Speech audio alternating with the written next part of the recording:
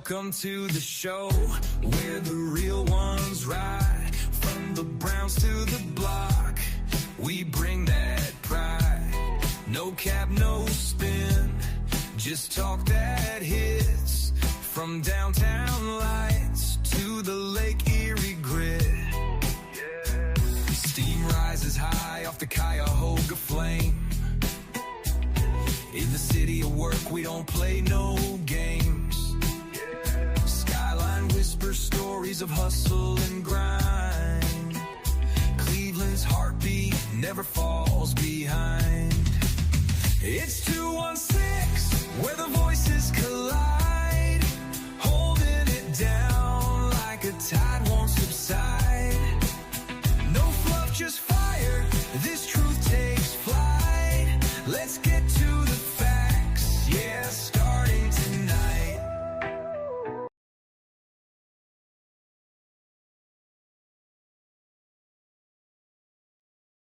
Welcome to Let's Get to the Facts podcast. I'm your host, Doss. I'm here with my man, Coach Shot, as we do every Monday.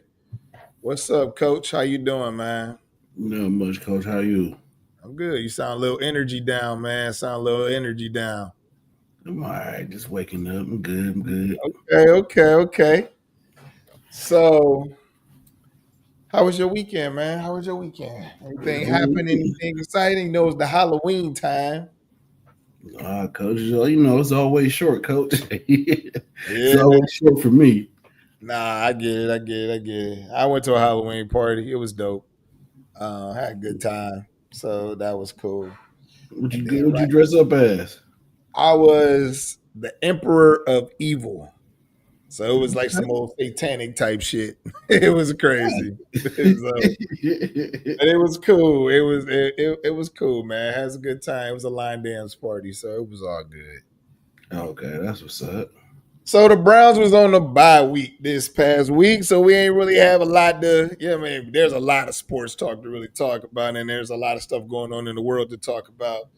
But the Browns was on the bye. But the crazy part is that they were actually the talk of the NFL and stuff. People were really jumping on Kevin Stefanski for his decision of still sticking with Dylan Gabriel coming off the bye week, going into the Jets week. But before we get into that, what did my cousin said? My cousin said the Browns still lost during the bye week. They lose every week, man. Yeah, it is so funny because I said the same exact thing, man. I was like, that's crazy. Good evening, Vicky B joining us. You know, she always jumps in. We love having her on. She be funny as hell too. So Appreciate it. exactly. Appreciate you. So man, it was real interesting. I heard a lot of topics. I heard a lot of Myles Garrett possibly still getting traded talks because he's extremely unhappy, and they're thinking that it's just best to cut ties with him and stuff. And I mean, in true Browns fashion, they still gonna owe a shit ton of money to him because we pay players way after the fact they're not even in a Browns uniform. I heard a lot of trade talks with Shador Sanders, and I heard trade talks about us getting possibly Chris Olave. I heard that we was gonna be buyers, but I'm gonna say this. Yes, sir. Bowns ain't going nowhere. Talking about Myles. Yeah, he ain't going nowhere. Dude got no trade clause. I see Philly was giving up. I think they offered like maybe 2 or 3 first round picks. Yeah, for Myles. Yeah, I did hear that. I heard that too. Yeah, what are those picks in the high 20s, high 30s? Nah, I'm good. Yeah, I'm good. They're always going to be a winning program, so it's always it's going to always be low picks. Yeah, I see the like all I was hearing was there was going to be buyers, so that means there's going to trade for somebody. So if I'm down with us, we need a receiver. I don't like the group that we have. I didn't like it going into the season. Yeah, I'm down for us to if Olave or Garrett Wilson happened, I'll be happy. It was one thing that I did see today though. I was trying to get a little air on, trying to figure out what's going on, but it's supposedly um Mike, what's the name? Mike Hall from the Buckeyes Browns player. He had Right. posted traded or something like trade dot dot dot, and then he took it down, and then subsequently after that, it was like Jerry Jones came out and said, they made some significant trades that they'll announce tomorrow. So I don't know if he got traded or what, but he immediately posted it and it got taken out. But by the time, it already made his rounds around Twitter. So I don't know if he got traded or what's going Mike on. But Hall Jr. got traded before even playing like a serious, like I mean, no serious time in a Browns uniform. he played that last game. I don't know if he got traded. I just know he put that out there, and the tweet got deleted. And then by the time it got deleted, it already had started a brush fire on Twitter. Huh. I don't know. I know somebody was like Mike Hall and Zach Zinner. Trade Mike Hall, Zach Zinner is a bust. I mean, Zinter ain't been doing nothing, but I wouldn't trade Mike Hall. But that's just me. He ain't even had a fair shot though. Like, you know what I'm saying? Like that's a little crazy. It's just like when they traded the lineman from Cincinnati, Jovan, I forgot his last name, but he Alpha Vars. They traded him. He played last season good. I think towards the end of the season when he got some playing time. Okay. And they traded him early. Like I think they traded him in the preseason. They traded him to the Jets. You know what I'm saying? He was a late round pick. I think he was a late round pick or maybe a free agent that they picked up from he had came out of Cincinnati. Okay. But he had fraternity brother bars that they traded. And I'm like, okay, well, they must got something in the D line. But I like that Harris, Mike Hall, Mason Graham and Malik Collins. I like that. So I wouldn't trade that. Right. I don't know. I ain't hear nothing about I haven't heard nothing about Mike Hall. I didn't hear nothing about Mike Hall, so that's interesting to hear. I heard, like I said, I heard a lot of Shador talk. And the interesting reason why they're talking about Shador is going to get traded is because Stefanski's basically trying to cover his ass. Because if he gets out there and he does way better than Dylan Gabriel, you got a lot of things to answer for. So, but everybody in Cleveland, listen, man. I don't know how many more games we got to sit and watch, dude, man. You stop being the definition of sanity, coach. Like, it's gonna be the same shit. Like, exactly. What do we keep putting them out there for? So we're gonna put them out there another Sunday versus the Jets. And I'm gonna go ahead and say we're gonna lose that fucking game because of him. So what are we really doing? Hey, I'm gonna tell you this. If they lose that game, Gabriel will get benched and Stefanski's going to lose his job. I think that's the game that they're putting everything on. If he loses this game, he's going to be done. Gabriel should have been he shouldn't even have, listen, man. Bye week was the perfect time to sit him on the bench, man. Yeah. Like, I'm sorry. Like, there's no point of going any further with him. He's not going to get any better. As the games went along, you see him, and honestly, instead of progressing, digressing. Yeah. You know what I'm saying? He went from not turning over the ball to turning over the ball, throwing pick six. No, like, man, it's time to move on, man. It is what it is. But the problem is that they're saying the reason why they keep sticking with him is because you got to answer a lot of questions because you can't actually sit back and think that Kevin Stefanski is going to push Shador in and then be rooting for him. You can't, like, you automatically know that that's not going to happen because you don't even acknowledge the man's name. Like, you sit up here, you don't even acknowledge his name. You don't give him no credit. You've been talking down on him. You keep saying that Dylan Gabriel was way more prepared and better and ready than Shador Sanders. And then you put that product out on the field for 4 games. He's 1-4. And the one game that you did win was truthfully because of Quashawn Judkins, who basically Mhm. scored 3 touchdowns in the game in the bad weather conditions. And, Dylan did nothing. So it's like the He reason why did Shador is not listen. going to get that shot is because you're going to have to answer a lot of questions. Ain't no questions to answer, man. All the questions already answered. The man is ass cheeks, man. Oh, all day long. He's not. Maybe he does. Maybe put it this way, he's not good for our system. He might be better than another system where he get the ball out quickly, check downs, and got playmakers. We don't have that right now, so he's not good for our system. You know what I'm saying, Kevin? Go ahead. No, I'm Coach. just saying, Kevin. Like, you went into the bye weekend, or you came out the bye week was like, yeah, I ain't gonna call the plays no more. Bitch, we could have told And you that's that a so long funny. time ago. That's what I was just about to say. Vicky just said. She said supposedly the OC is supposed to be making the play calls from here on out, but it's going to be the same playbook. I mean, the whole thing of it is, I listen, man. We already tried to give the play calling up to somebody else. He didn't like it, and that dude is actually a head coach now. I believe, if I'm not mistaken. Kellen Moore's a head coach now, isn't he?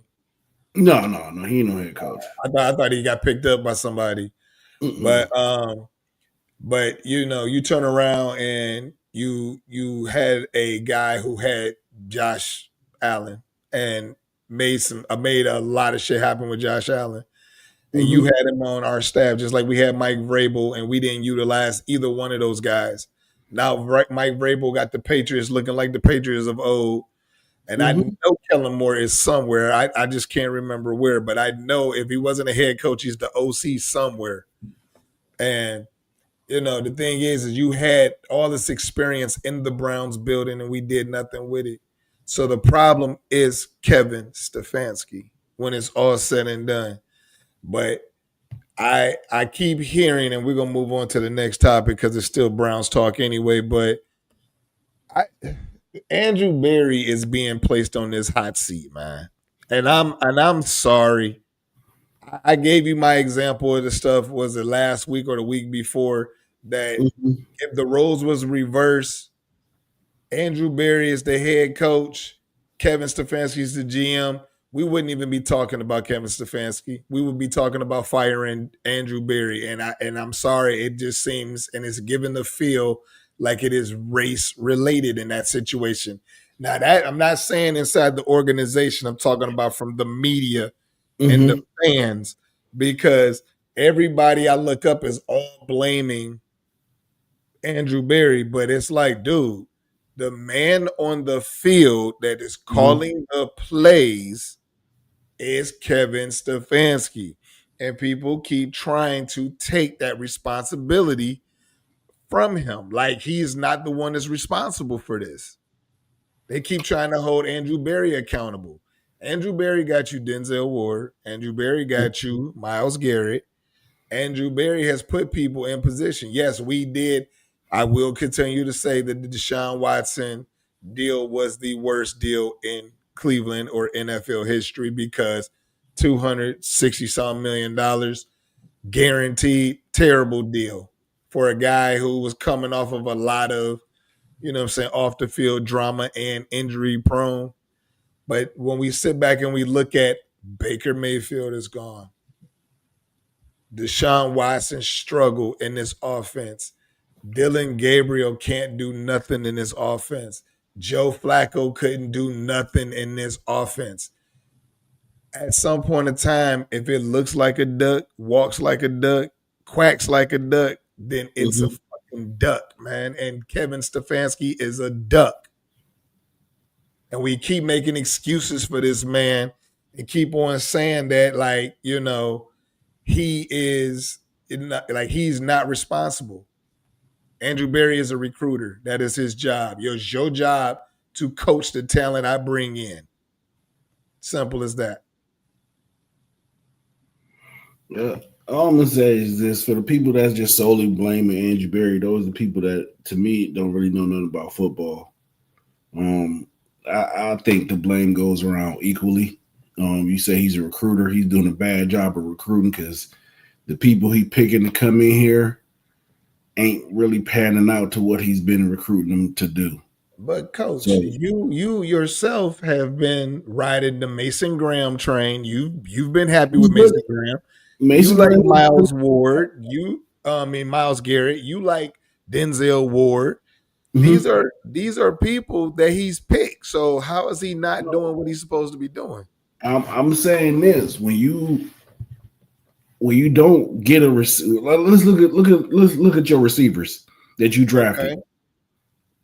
All of them are cheeks.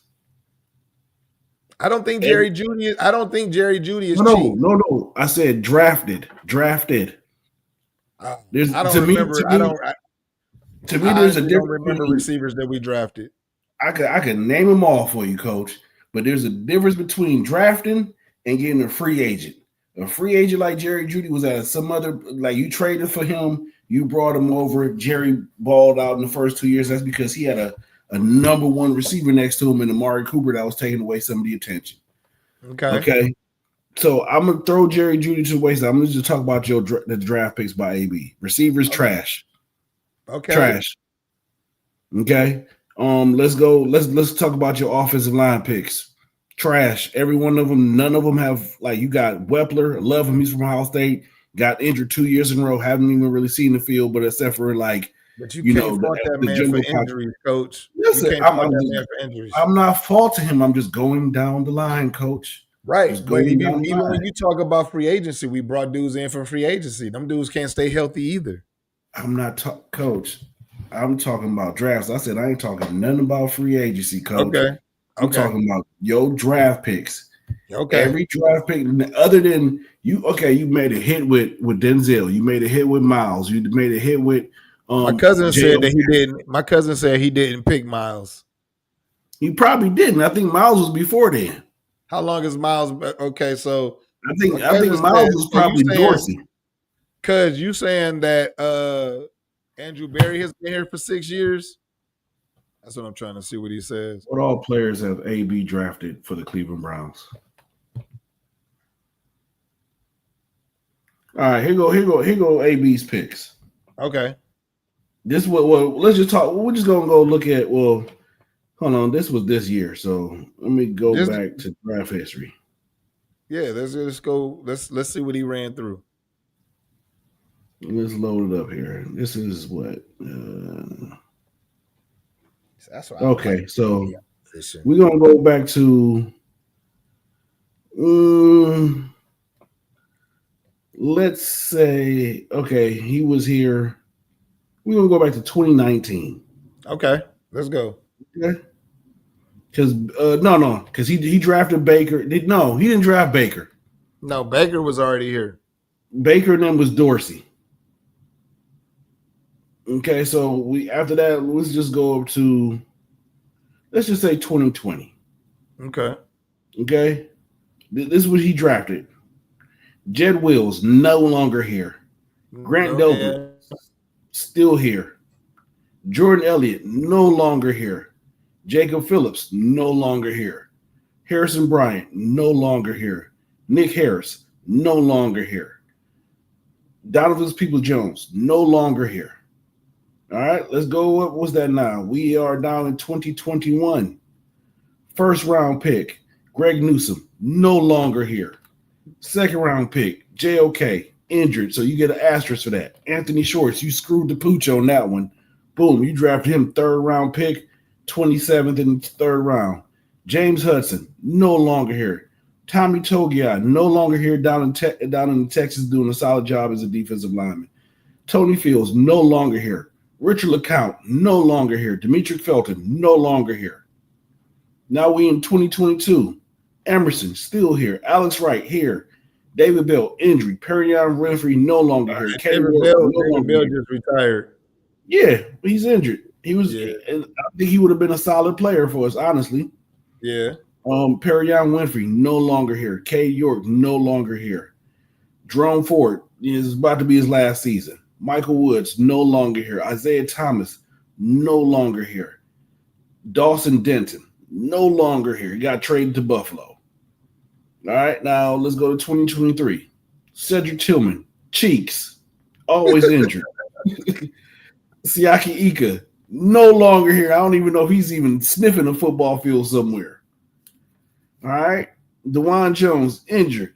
Isaiah McGuire, can't protect the edge to save his life. He's still here. Dorian Thompson-Robinson, no longer here. Cam Mitchell, no longer here. Luke Wepler, here, but he's on the bench. All right, now let's go to last 2024. Mike Hall, injured. Zach Zentert, injured. Jamari Thrash, I don't know about that dude. He's just there. Nathaniel Watson, injured, had a solid rookie season. Miles Harden, he's still on the team. Juwan Briggs, we traded him. This year, Graham, Judkins, Fannin, Lil Man, Sampson, and Shador. Schlesinger. Yeah, they ain't put Schlesinger on here. I don't know why they didn't have him on here. They didn't have him on here, but that's not even like flat out. The man sucks when it comes to picking picks because when you look at it, ain't nobody really here. Nobody's really here. So you don't like Schlesinger, you like JOK, but JOK is injured. Mm-hmm. Okay, so your thing is offensively he's terrible with picking. Offensively, yes, he cannot find an offensive player to save his life.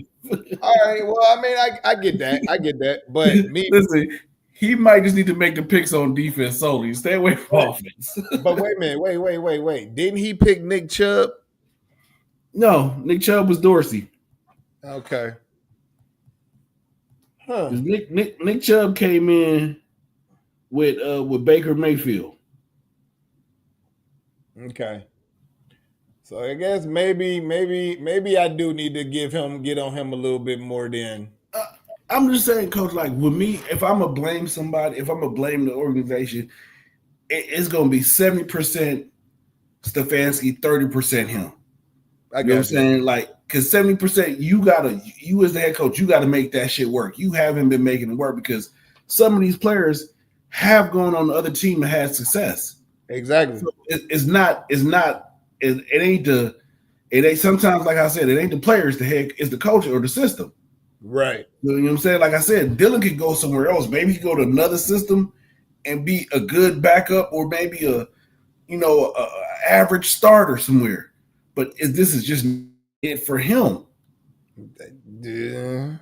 You know what I'm saying? Like, I just don't see it for dude, man. It's like, but I agree with you. Like, it all boils down to Kevin. You got to make you the chef in the kitchen. You the last one to see that plate before we go to the table. Exactly, and you got to make that shit cook. Bottom line, yeah. But I don't know, man. I think what we gonna see is they gonna open up the offense to shine, to make Dylan shine because, like I told you, if they put Shador on that field, they gonna have a lot of questions to answer. But that leads us into our next topic, which is Shador deserves a shot. He does deserve a shot. But real quick, to go back on what you just said, real quick, they can open up the offense. They can open up the offense all they want to. Your quarterback ain't accurate. He's overthrown hella passes. It's the same shit that I seen in preseason watching them practice and watching the highlights from all the Browns beat writers that showed up or whatever. He's high. He throws the ball high. So it doesn't matter. He's going to throw another interception. So open up the offense for what? I'd rather open up the offense with Shador. When last week, when he threw that deep interception on New England, he put everything he had into throwing that ball deep. He put everything into it, and he still wasn't accurate. The ball was still underthrown, and it was a terrible decision. Man, he's a check down quarterback. Shador, listen, Shador deserves a shot. I'm tired of them talking about this back injury shit. Man, listen, stop with the bullshit. You know what I'm saying? I just listen. If Gabriel was Stefanski's pick and Shador was AB and the owner's pick, God darn it, owner, step in. Yeah, step in because this at the end of the day, this is your This is your team. You're the owner, and if I'm going off of what them ticket prices is going to be in that new stadium, people talking about shit going from $500 to $2,500. Bruh, you gonna have to have a better product out there.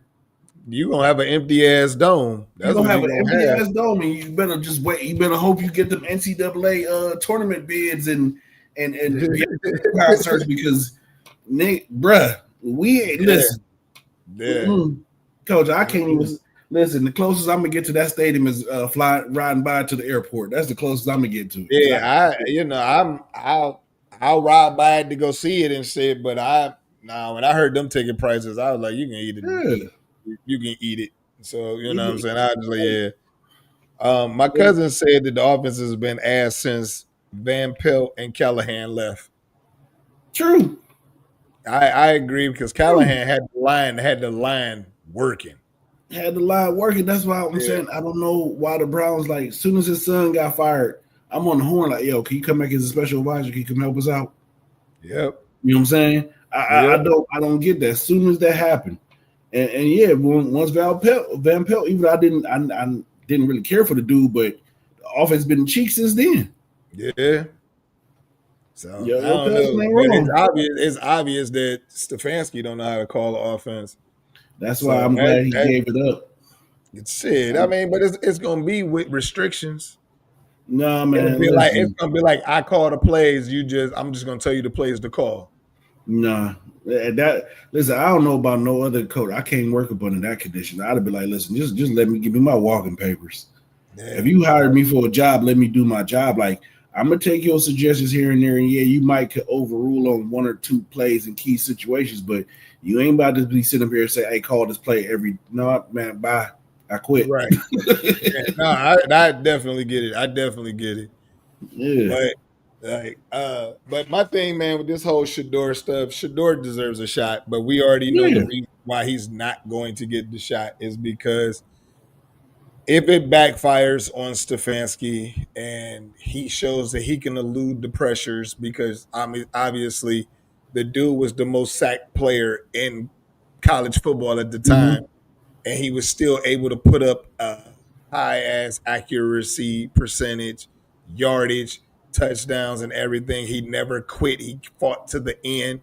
Mm-hmm. I only seen one game where it looked like he quit, and it was honestly the bowl game against BYU, and he already was like tapped out at that point because he was already visiting the Giants locker rooms and all of that other Mm-hmm. stuff. He was already doing that, so he was already tapped out. But my thing is, he needs to get an opportunity, Yeah. even if we're talking about trading him. At least let the team see what they're going to be able to get from him. Listen, That's what you're doing. That's what you're doing with Dylan Gabriel. I'm not trading Shador. This is right now. I'm sorry. This would be the perfect time for him to start versus the Jets. That's 1-7. I'm not trading him. I'm Right. not trading him. I'm not trading him. Like, I don't know what else to tell y'all, but no, man.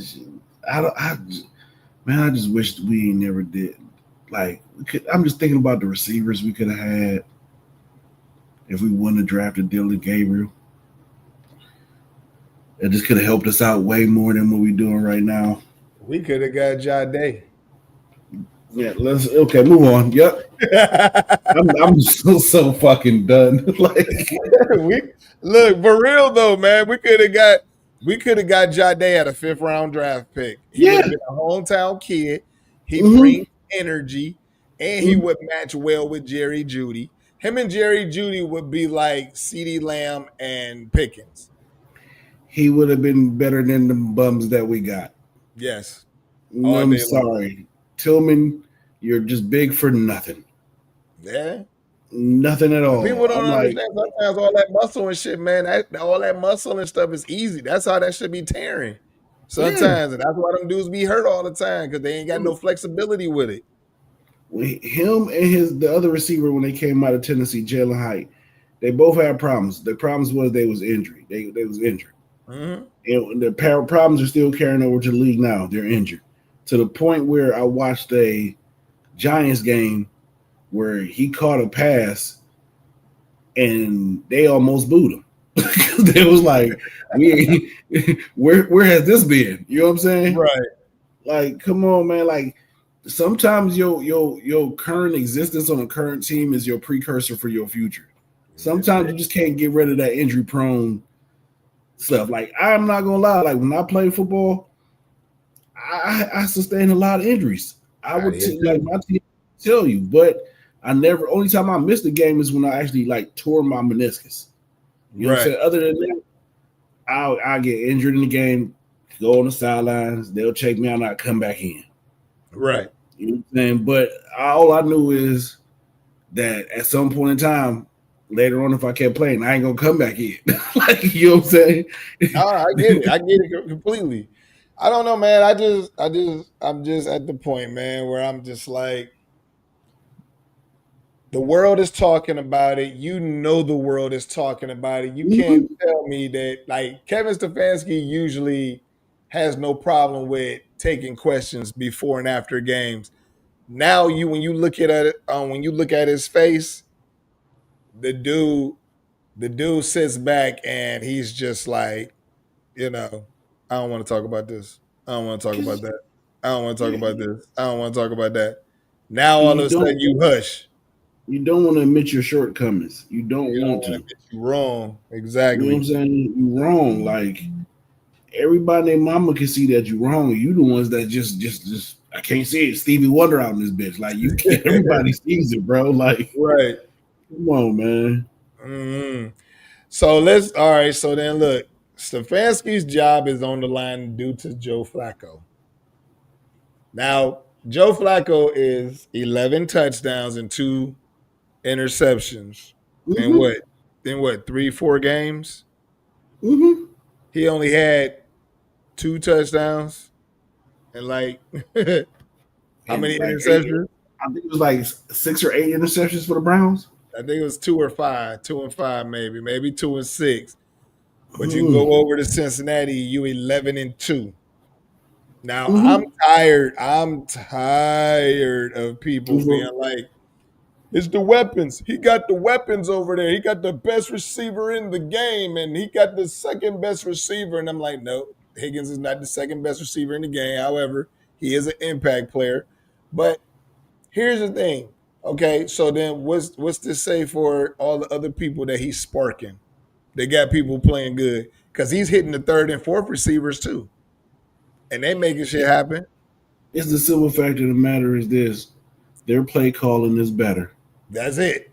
Their play calling is better. Their play That's it. calling is their receivers are not running the basic butt ass routes.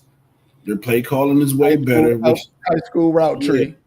which surprisingly made their offensive line a little bit better because Flacco's getting the ball out quicker. He's just not standing there like a statue when he was here because he's waiting on our receivers to get open. But yeah, you know, Tyler keeps saying it, man. The coaching, the offensive style has a lot to do with what teams, you know, the success of a team or a quarterback. Yeah, most That's definitely. simple. But that shows. But look, you benched Flacco for Gabriel. Mm-hmm. That automatically should put your job on the line because you said that this dude was better than Joe Flacco. Joe Flacco said, You know, should have put his job on the line, drafting Dylan Gabriel. drafting Okay, him. that right And he there, your did tell job should have everybody. been He done. did come out and say this was my guy, my handpicked guy. Well, you don't know how to pick shit. Yeah, He can listen. He can stick yeah. he can stick his hand in the toilet and still won't pick shit. He still won't. It'd be a toilet full of shit and won't pick it. Oh Can't bro. man. Like, let's be all the way honest, man. You listen, man. You're probably a good guy, but you're a shitty coach, man. Shitty Yeah. fucking coach, and you let your ego get in the way. Because Yep. when I saw him today on the presser, all I seen was a man that was drowning in his own ego. That's Yep. it. Yep. And if they don't win this weekend, Man, fire them believe all. me when Fuck it. I tell you, Aaron Glenn is gonna dial up everything you can possibly think of. Listen, man. Fuck him. If he loses, fire the whole damn everybody except for Jim Shorts. Let Jim Shorts run the team. Fire everybody. You lose to the 1-7 fucking Jets, your ass deserve to be fired. Is that a home game or away game? Let me see. I think that's an away game because I don't remember seeing tickets for that. I think it's away too, but it's fucking they shitty. These fools, coach, man. Yeah, they away bums. It's away. Yeah. So it's away, and we playing in New York. The weather might be crazy too. And look, man, New York's defense is not a slouch defense. They just can't. They're just like us. The offense is terrible. But watch their offense catch fucking fire when they play us. I bet you they do. I bet you. Look, about to show out. Justin Fields about to throw for over 300 plus yards, 4 touchdowns, 2 rushing. Garrett Wilson gonna have 200 yards receiving. Breece Hall gonna have 150 plus rushing. Hey, and man, then we just crazy. And we're gonna put up 3 points. That's give us coach, 10. 3 points. I give us 10 because nice. that first drive, we always good. Listen, you nice. I was giving them 3 points out of that first drive, and that's it. I'm giving 10. It. We always good for that first drive. After that, the wheels fall off. Them dudes can't do shit outside of that. Completely off, man. Completely. This shit is like it's fucking the Twilight Zone year after year with these bums, man. Man, listen, this is how depressing it's starting to become. I was watching ESPN Cleveland, Tony Rizzo and stuff today. Tony Rizzo was even like, I want to see the kid play. Put him on the field. But this is how bad it is getting to talk about the Browns. They were talking about aliens and life forms on other planets. Like they was just done talking about the Browns. They just started talking about life form on other planets. Then I look at the Ultimate Show. The Ultimate Show is always crazy. But just everybody's expression in media, in Cleveland media, talking about this, man, everybody got the same look in their face. It's all just like, really? Yeah. Like we still doing this. We not gonna get no excitement here, nothing different here. No, because I think everybody's at that point now, coach, where they didn't had enough of this bullshit. Yeah, man. You know what I'm saying? It's terrible. Everybody's been telling you about Dylan Gabriel before you even decided to name him number 2. Yes. You named him number 2, then you end up starting him. We've been telling you this shit before you even I can't think of not one damn team had him that graded that damn high. But it was interesting. There's new talk that's coming out that's stating that Dylan Gabriel gets a certain amount of a bonus or something for some. I don't know, but the talk is that they both, Dylan Gabriel, Kevin Stefanski, and Oregon's head coach all use the same agent. Yeah, the same agent, yeah. Yeah, so some people are saying that shit is like almost a conflict of interest because it's like if he starts so many games or if he does such and such, then he gets that bonus, and then Kevin Stefanski got bonuses also in there. And so when they're using the same agent, they're saying like that's what they're more thinking about and more focused on is their money. That's that. I thought that was real interesting when I heard that. If they focus on their money, then buy, bitch. Buy. Yeah, definitely. Like, I'm a fan, and I don't. At this point in time, you could go, my dude. Like I don't really care. Like if you're focused on your money, then go make your money somewhere else. Right. Go do your stuff somewhere else then. All right, Coach. We got a couple more topics we need to get into, and then we done talking about the Browns. We'll have more conversation this next Monday to talk about. But let's get into week 9 in the NFL. What games did you watch that actually surprised you or had your eyes wide open? Shoot. I'll go. Go ahead, because I got one, but go ahead. So the one because it killed my fantasy big time because I put Kayla Williams on the bench, DJ Moore on the bench, and both of them dudes put up 60. They got 60 points that I had sitting on the bench. That broke me. But once again, man, Joe Flacco put up 38 points last week. They lost 40, 42 points again this week. They lost 38, 38 and 42 points should not be losing games, man. That means No. that Cincinnati defense is trash because Kayla Williams put up 47 points. He had that was the final score was 47-42. Kayla Williams showed out yesterday. That game was ridiculous. Was ridiculous. We did. The game that stuck out to me was the Seahawks and the Commanders. Yeah. I don't really get to watch the Seahawks that play that much. You see it though. You see it though. You see it though. Okay. Sam Darnold looks like a new man. I think right now, I'm sorry, I ain't even sorry to say this, but the best receiver in the league is Justin Smith and Jigba. That man is open every play. He's leading the NFL right now. He's leading the NFL.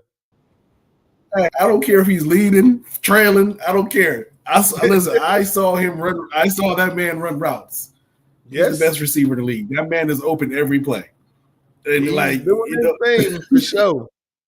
He is doing his thing, and he's definitely.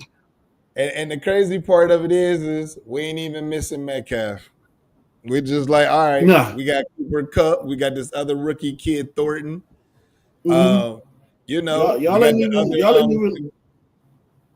even missing Tyler Lockett. Even Tyler Lockett, y'all not even missing him. Not at all. Yeah, these dudes stepped in because we got Cooper Kupp. He just didn't play yesterday, but we got Cooper Kupp. He making them dudes better too.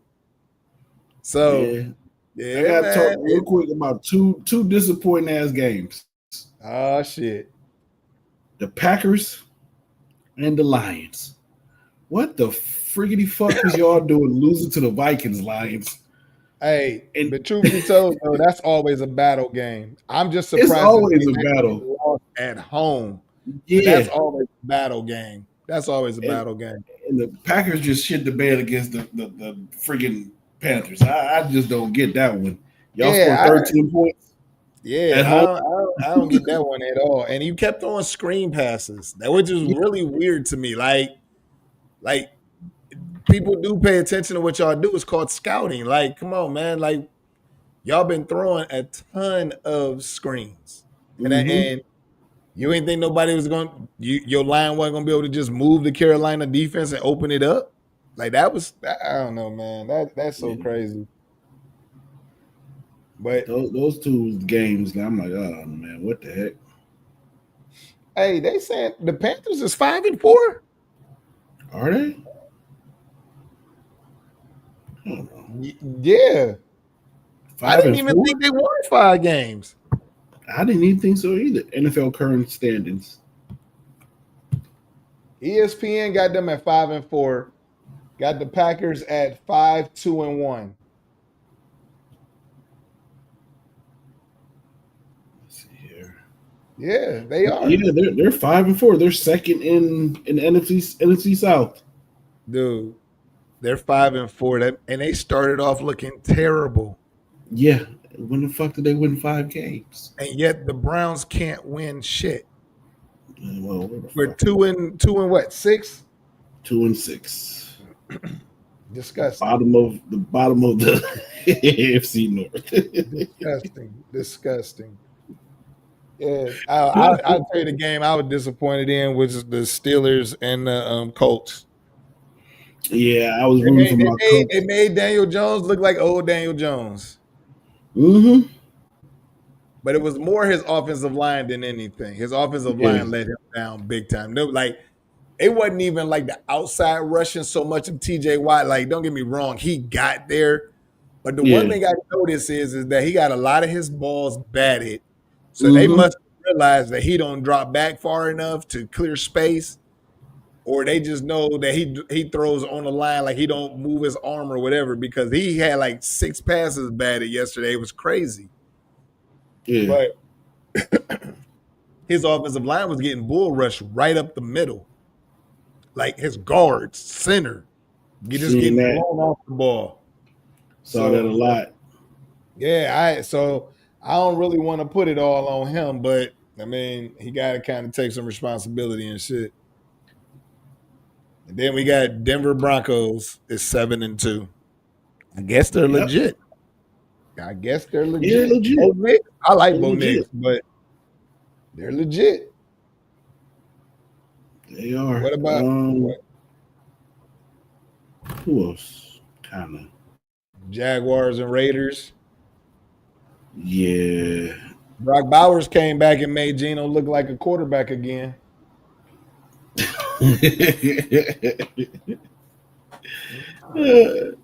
Hey, He I was gotta give another it. one I had on the bench because he been injured and this was his first game back. I didn't Hmm. know he was gonna come in looking like Superman and shit because he had 2 touchdowns. I literally left 80 points on my bench on my fantasy this week. That crushed me. Crushed me. Hey, no, I get it. But and then we had the rematch of Buffalo and Kansas City Chiefs. Um, Mahomes got his ass whooped. Uh, Who? Mahomes, Oh yeah, they beat his ass. Buffalo defense showed up. They showed up and showed Yeah, out. They played good. Shoot, I ain't hear nothing of Joey Bosa the whole season up until that game. yeah. They actually showed out. I was actually surprised, and the offense stepped up too. The offense Yeah, stepped up and played tough. definitely. I'm gonna tell you though,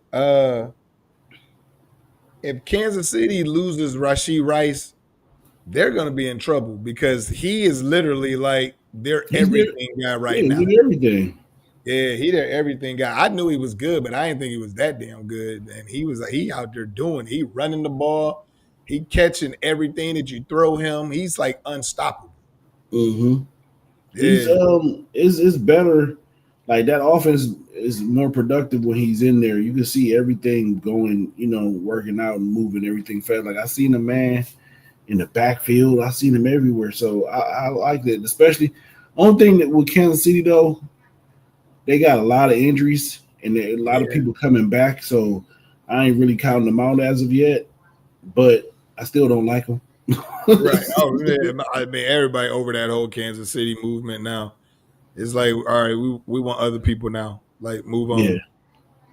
All right, coach. We were running out of time, so let's get into this entertainment talk. Did you hear about the Okay. Kayla Nicole clapback on Taylor Swift?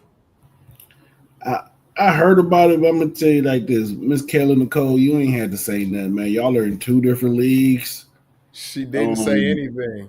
no, I mean she didn't say nothing. I seen the I seen the video, seen the Halloween dress, the costume, whatever. I get it, very subliminal. I get it, but you changed that man's life, man. He was looking, he was close to being black, and now you know where he's at, man. Listen, she ain't had to say nothing. She's forever gonna win in that one. I don't care. He's marrying Taylor Swift. Good for him. But homegirl, she's gonna win for me. I don't care. She ain't even I saying it. Okay, so here's my thing. Obviously, we know that I know the Kelsey brothers. Mm-hmm. Um, the thing that's interesting to me is this. Me knowing Travis the way that I know Travis, it's really interesting to me that he is okay with Taylor doing all these subliminal shots, taking all of these shots at his ex. Mm-hmm. Like and he's not saying anything about it. It's like to me that's a little weird because I'm like I know you, dude. I know your best friends. I know all y'all. Like I still got y'all. I still stay in touch with everybody. Well, obviously not with Mm-hmm. Travis, be a mega star now, but everybody that's around him, I still stay in touch with. And It's I'm like, and I'm really surprised at the fact that ain't nobody being like, hey, tapping him on his shoulder, like, yo, did you? You notice that she's poking the bear with old girl. Like, why ain't nobody checking him on that shit? That's to me, that's weird. Because my thing is this: he better be on notice, or somebody better tell him if this shit goes south and it doesn't work out, he's going to be in one of her songs. She does a Yes, song about all her exes. That's how she all her makes exes. money. Every Yeah, album is a breakup album. She done got out of a relationship. Oh, woe is me. I'm gonna make these hate boyfriend songs. Like she yeah, stays in her genre. So what's gonna be now? Oh, I'm with Travis. We made it to the altar, and then 2 days later we get a divorce, and you're gonna have a whole album and a whole tour based off of off of Travis's Travis. breakup. Like the Exactly. girl, she knows how to make her money. She knows how to do her marketing thing. She knows how to stay in her lane, which is the breakup teeny bopper lane. My only Yeah. thing is this: you're getting old, bitch. You're getting old. You're getting old. No, I get it, but it was just crazy to me because I thought Kayla Nicole's clapback was 50 Cent esque. Oh Right yeah, there. very petty, Like it petty. was like I don't even need to say anything. I'm just gonna let the video speak for itself. Cause one, it was I'm gonna show you this body. Two, I'm gonna tell Mm-hmm. you the message through this song. I didn't even want to like he begged to stay back. I didn't want him. You What was the taking him. song? He wasn't mad enough for me. Wasn't man enough for me. So, Vicky says she'll be surprised if they make it down the aisle. Me I'm too. kind of with you on that one too. I'm with her. But this is my Yeah, thing. To any ladies of the non-melanated tribe, leave black women alone.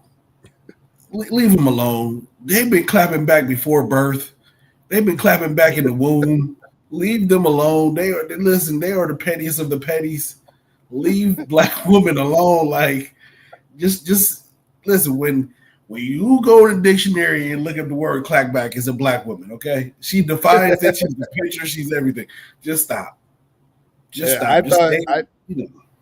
I thought it was classic, and so No, it was very classic, but what you thought she was gonna do, like she sat quietly through all the other stuff, Taylor.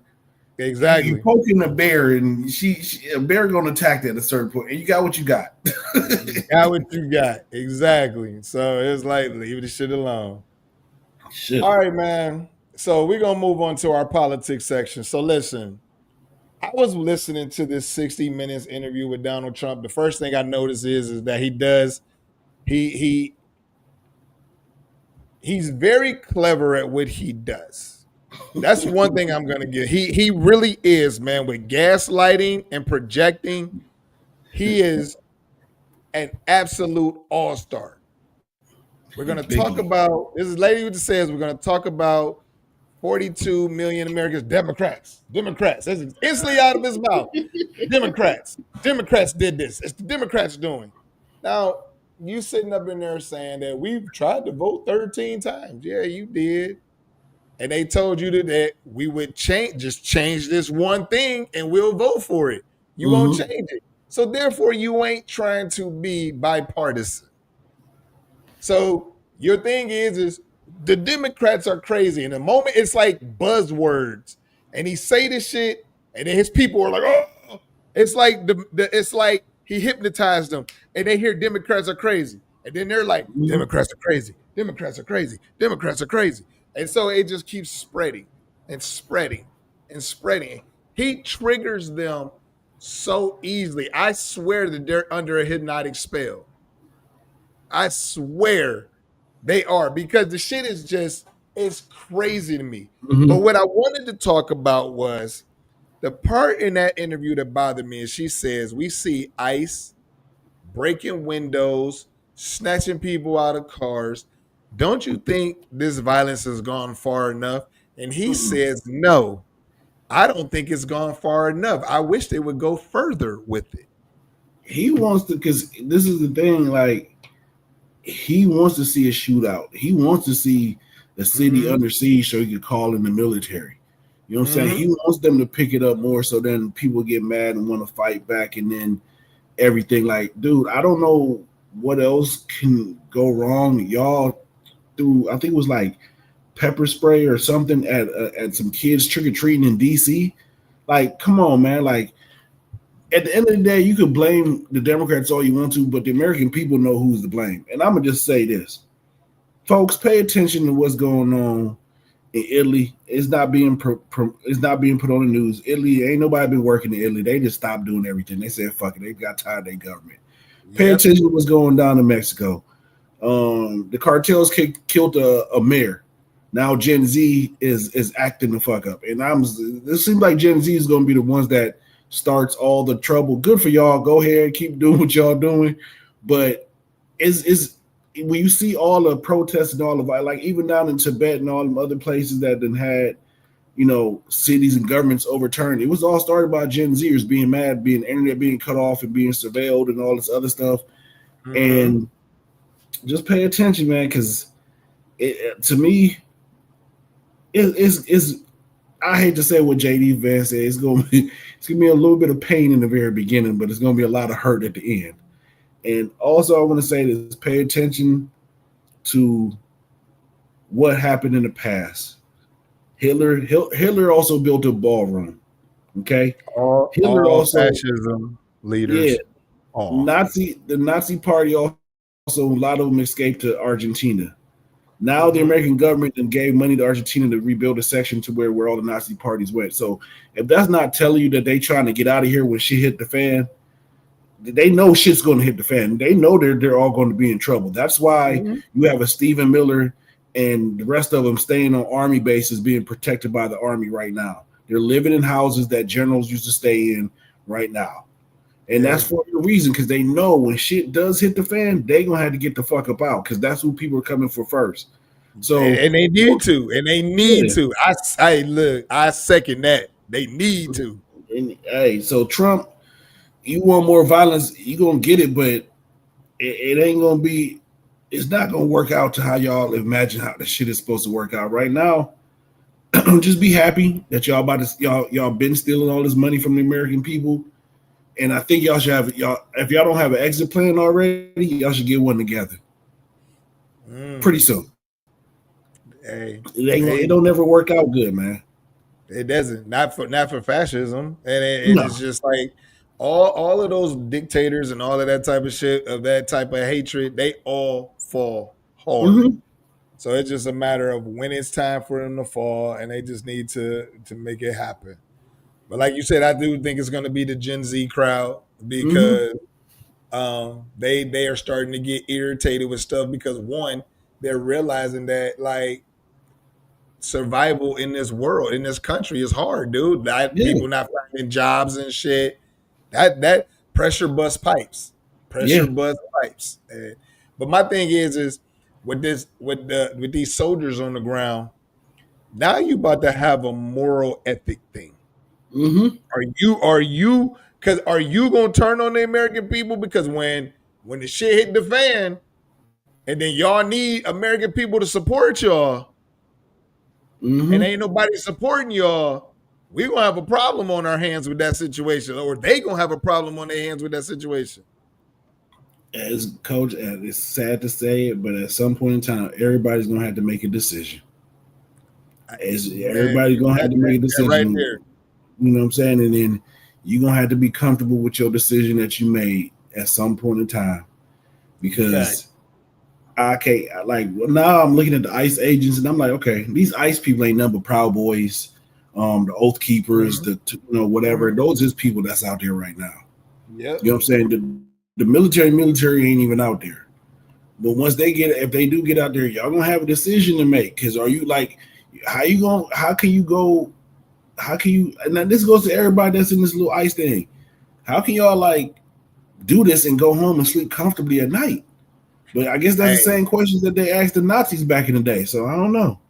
I heard that they said that women are dating ICE agents so they could take pictures of their faces and put them out to the world so people can know who they are.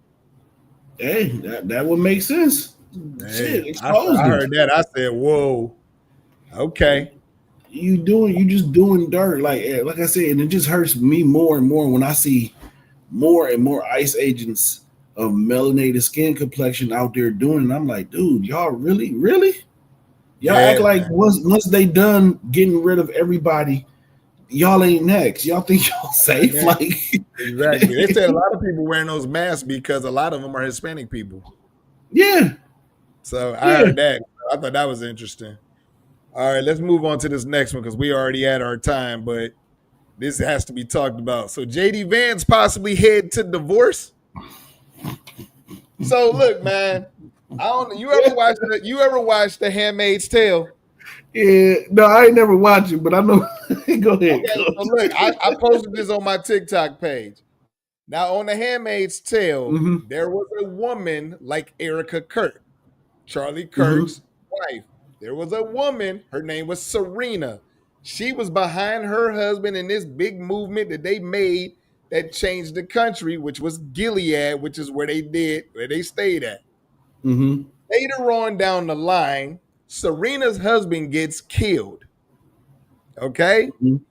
And then towards the end of the season or the series, there is a second in command who decides that he wants to marry Serena now and make her the powerful woman she was before again.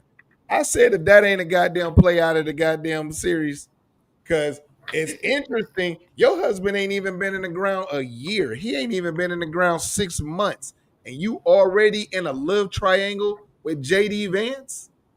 I'm gonna say this, uh, Miss JD Vance Usha, um, y'all headed for divorce, and Mhm. unfortunately, JD is a very opportunistic. He's trying to position himself for a run at the White House at some point in time, and he knows in order to get some of Trump's base's vote, he can't have his Indian wife anymore. He needs So to have a yes, white that's girl. he's gonna have to have a white wife. So yes, that's gonna end up matriculating in something's gonna happen. Some divorce or something's gonna happen. Mhm. Um, but at the end of the day, we all know couches. That's all I gotta say. Hey, Couches. I That's find it. it crazy, man, because I'm like, boy, I swear to God, this is a play out of Handmaid's Tale. I was It's like, but it's okay. But it's a when I saw it's a the way well that written woman script. hugged that man's head, I said, mm, You mm, hugged his head, you looked deeply in his eyes, and that man had his arms around your waist, yes, right on the hips. yes. That's not. Listen, I have female friends. I ain't You're never hugged none of them not like looking that. like that. Never, Exactly. ain't none of them ever touched me in the back of my head like that. No, No. no.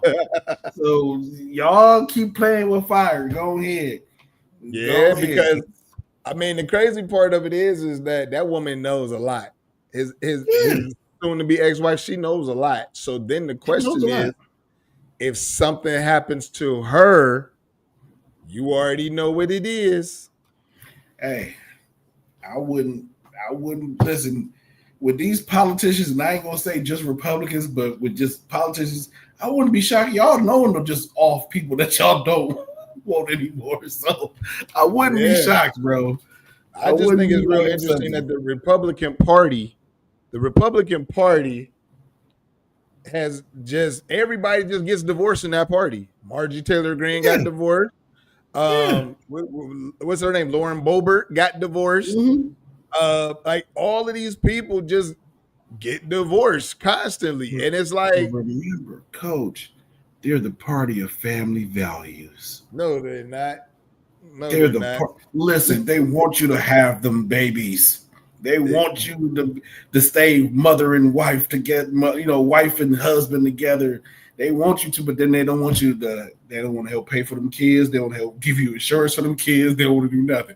But They they don't want love to touch their families. wives. They don't want to touch their Yeah. wives. They out there really wanting dudes and all of Mm-hmm. that. Them dudes, it's a bunch of them out there. They real weird like that. Mm-hmm. So I know. Weird group. Weird group. All right, Coach. We at the end of it. We've already been over that time of our show, but you know what we do, man. We got to get it off your chest. Is there anything you want to get off your chest, or would you like for me to go first? Go first, Coach. I'm trying to decipher which one I want to talk about. But go ahead. Okay, so mine is gonna be real quick, very easy to understand. TikTok, I hope you listening. Facebook, I hope you listening. YouTube, I hope you listening. Tomorrow is November 4th. Tomorrow is Super Tuesday. Take your ass out there and fucking vote. Let's get back to some type of normalcy. Let's even this playing field in either the Congress or the House. We got to do something because the shit that's going on right now is not working. And if you Mm-hmm. saying it is working, you lying to yourself. So take your ass out there to the voting booths tomorrow morning, starting at 6:30. Get your asses outside and fucking vote. And you need to vote blue. Don't vote that red shit because if you ain't paid attention to what's going on, you think that the SNAP benefits was bad and these healthcare premiums going up isn't bad. You ain't seen shit yet. So take your asses out there and vote. And that's my thing, coach. I got two quick ones. All First right. one, first one is the Ryan Clark. Mr. Ryan Clark. Okay. So I don't like to accuse people of this, but I ain't never heard Ryan Clark use the word butt cheeks before or ass cheeks. So I wonder, Mr. Clark, are you watching us? Because you said today, I read one of your tweets this morning. You called somebody butt cheeks or ass cheeks. Never heard nobody in the mainstream media use those terms cheeks before. But okay. if you are watching, that's your thing. That is your thing. Yeah, that so I appreciate okay. you. But the only thing is though, Ryan, man, you got to show us some love if you're gonna use our lingo. You know what I'm saying? Just help us out. You know, either have us on your show or come on our show, Mr. Clark. Yes, sir. And then the last thing is this, man. Hurricane support stamps. Still, I posted on my Instagram on how if you want to, monetary or donate stuff to the send to Jamaica for the hurricane. And yeah, man, just we all in this together regardless, man. One thing that stuck to me and I kind of hated and I wish we had more time was that somebody, and I never heard this term before, but it was crazy. It's called FBA, Foundationally Black. I just heard that. Yeah, Foundationally Black American. So this guy told me, he says, I guess I ain't foundationally Black American, told every immigrant from the islands or whatever to stay out of Black people business. And I ain't gonna lie, I thought we was all in this together because can't nobody. Well, I go out in the streets, they can't tell me I'm from Jamaica. They can't tell. They just see Black. Right. And I've experienced racism from when I got here. Okay, it ain't no different lens. So, Mr. Foundationally Black African American dude, whoever said that shit, man, hey man, go fuck yourself, man. Have a nice day. I feel it. I feel it. Most definitely. Yeah, I just heard that earlier today too. Yeah. So, Coach, we ain't in this together. man, we are, but we got some of those weirdos over there who don't know what side they playing for. They want to be Black, but then they want to take in white supremacy talking points. So yeah, man. So yeah. All right, y'all. That brings us to the end of our show. Once again, this is Let's Get to the Facts podcast. The host Doss, my man Coach Shot. We are sponsored by No More Struggling Entertainment, the original Bone Nuts, and OPM Clothing Line. As we tell y'all all the time, smash the like buttons, the subscribe button on the YouTube channel. Please tell your friends, your peoples, your family members to check us out. We talk about everything: sports, entertainment, politics. There nothing is off limits for us. We talk about everything. So with that being said, peace, y'all. Peace. All